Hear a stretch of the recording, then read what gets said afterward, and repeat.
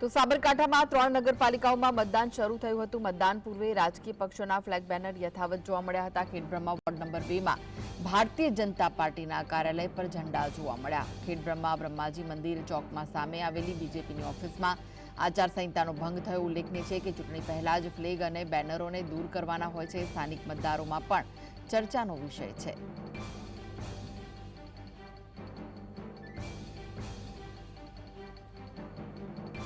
તો આ વિશે વધુ માહિતી માટે જોડાઈ ગયા છે સંવાદદાતા જુગનુ। ચૂંટણી પહેલા જ આ બેનર જે દૂર કરવામાં આવતા હોય છે તે નથી થયા, શું વિગતો મળી રહી છે? કૃષ્ણા, સાબરકાંઠા જિલ્લામાં સ્થાનિક સ્વરાજની ચૂંટણીનું મતદાન આજે શરૂ થયું છે, ત્યારે મતદાન પૂર્વે જ રાજકીય પક્ષોના ફ્લેગ બેનર યથાવત જોવા મળ્યા છે। ખાસ કરીને ખેડબ્રહ્મા વોર્ડ નંબર 2 માં ભારતીય જનતા પાર્ટીના કાર્યાલય પર ભારતીય જનતા પાર્ટીના ઝંડા ફરકતા જોવા મળ્યા હતા।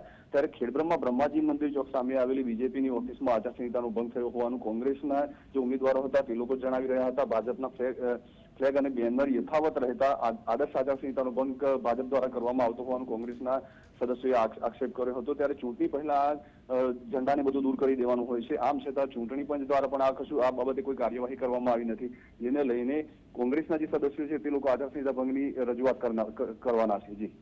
જી, આભાર માહિતી આપવા માટે।